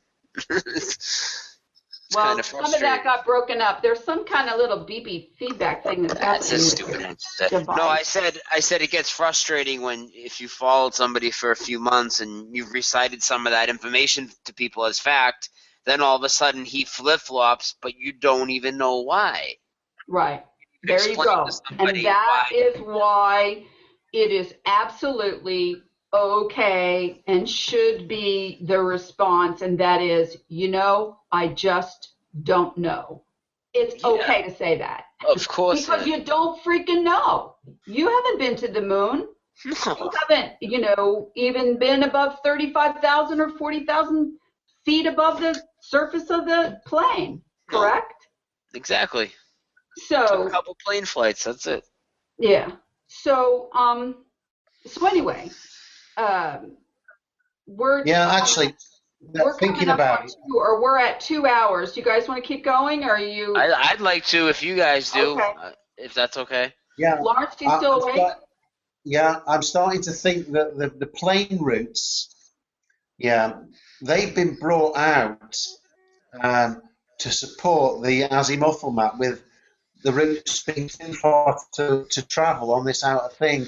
Let's say they're not, and maybe the airlines are all in it, and maybe they can complete these flights within the time, but they don't to support the illusion that this is it. This is a very sophisticated operation they're running. I'm not buying it. Well, Whenever you get, well, no, seriously, when no, you get, I hear you. Can you when, recall who the first person was that you heard about the plane routes? yeah, but and he removed it. It was the guy called Free and Energy, and he put it up, and I thought that's brilliant. And I'm looking into it, and the next thing I know, he took it down. And the Okay, reason he and took then it who was down the is next because very vocal person who brought up about the plane routes? Mark Sargent. There you go. But I gave him a load of the information because it made so much sense. But let's say the plane routes was purely to support the azimuthal map because you need the azimuthal map for the plane routes not to work. If it's not like that and the plane routes are possible, Why do you then they're think going to they have to leaked all cover it that up a lot. story? Why do you think that was such a huge story a couple weeks ago about the woman having birth on the airplane over Alaska who was flying I don't from know. where to where? And it's like, It's very. It was deliberately released. What they're it going was to deliberately released. It was they can put it went in the news. viral, They, which nothing goes yeah. viral unless mainstream media says it does. That's because they want the flat Earth out. They just want their version of it, and we haven't yet heard what it's going to be. So whatever they tell us it is, we can assume that they're lying, and it'll be something different to that. So Well, we've had I said from this. the get-go, and I'm not saying this so I can say I told you so, and I was on this and all that, but I felt it from the very beginning that the flat Earth story is destined to come out. They cannot hold up the lie. They cannot prop the lie up and much longer. I mean, there's been too many people for too many years busting on NASA's bullshit, NASA's fake imagery, NASA's fake moon landing. I mean, Capricorn 1, the movie, should have been enough to make everybody go, what?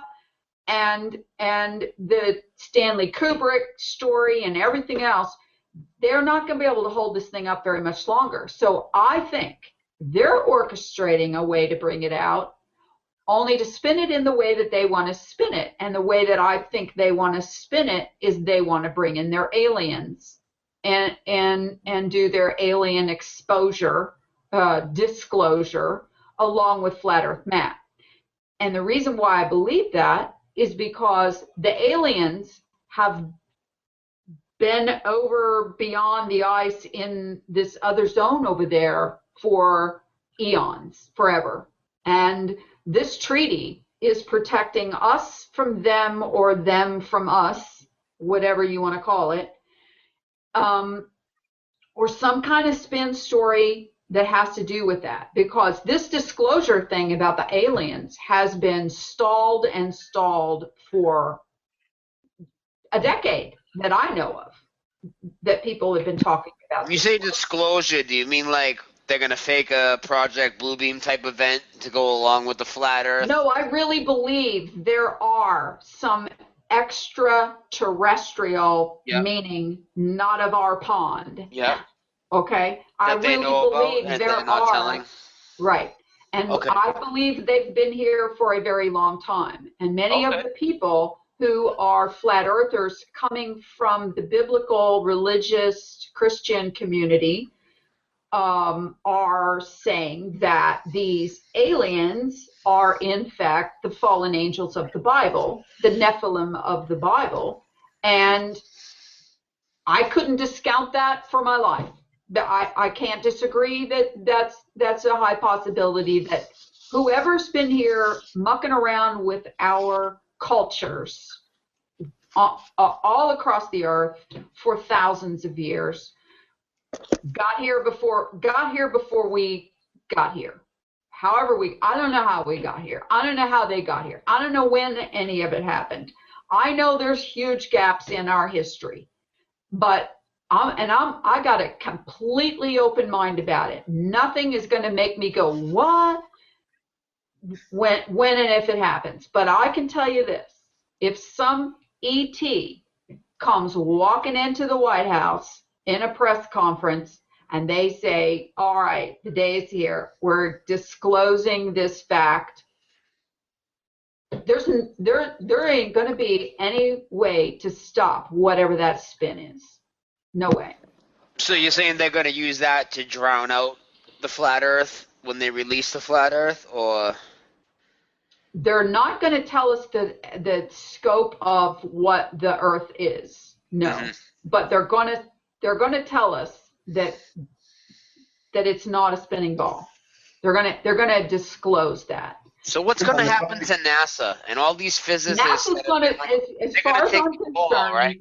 NASA's going to be closed down and be privatized before this happens. I told a friend that today. I said NASA will be closed in like 5 years is what I'm thinking. There's no way they're going to let NASA, which is the government, is the military. And NASA the thing is, they can take the blame, military. Lori.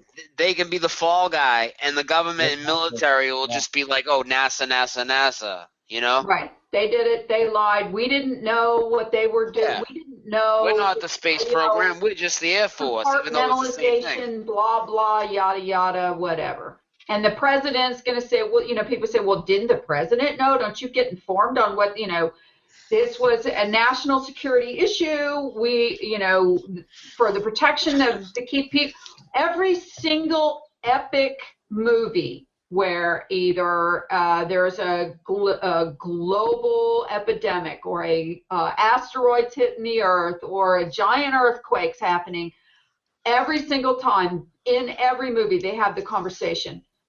Well, shouldn't we warn everyone? No, we can't warn everyone. There will be mass panic and there will be nothing we can do about it. So the best thing to do is just let it happen and we'll let the chips fall where they may and blah, blah. Doesn't that happen every single time? Pretty much, yep. And then if a few elite escapes, they have a few elite that have a plan to get off on a boat or go under a bunker, but everybody else is left to strive for themselves.